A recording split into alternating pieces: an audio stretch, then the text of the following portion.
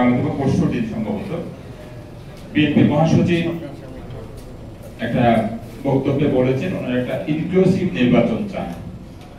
Inclusive মানে হচ্ছে যে মানে জাতীয় পার্টি নির্বাচনে আসবে এবং আওয়ামী লীগও নির্বাচনে আসবে, এভাবে নির্বাচন হবে, এভাবে চান।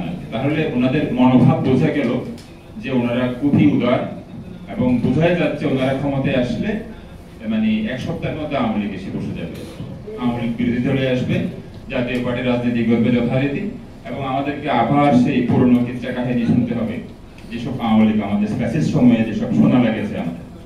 এখন একটা কথা আমাদের মাথায় রাখতে হবে, সেটা হচ্ছে যে ক্ষমতায় যারাই আসুক আপনারা নির্বাচন বলে যে আমাদের সবাই যে আমরা আসলে আমরা হুজুগে জাতি, নির্বাচন বলে বলে সবাই পাগল হয়ে গেছেন, যে একেবারে অস্থির হয়ে গেছেন যে যদি বিএনপি আসুক বা অন্য বা এমনকি যদি আর্মিও যদি আসে, আপনি নিশ্চিত থাকেন 2 মাসের মধ্যে আওয়ামী লীগের অভয়ারণ্যে পরিণত হবে বাংলাদেশ, 2 মাসের মধ্যে।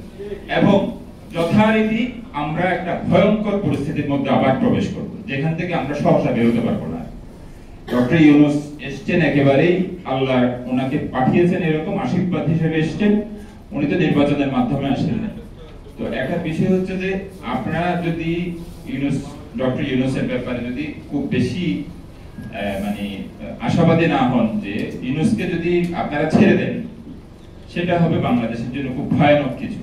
ইউনূস যখনই এক্সিট করবে, ইউনূস যখনই পদত্যাগ করবে, যখনই ক্ষমতা ছেড়ে দেবে, এরপর থেকে বাংলাদেশ হবে মানে ভারতীয় আগ্রাসনের অভয়ারণ্যে পরিণত হবে এবং আমরা একটা দীর্ঘমেয়াদী সমস্যার ভিতরে পতিত হবো বলে মনে করি।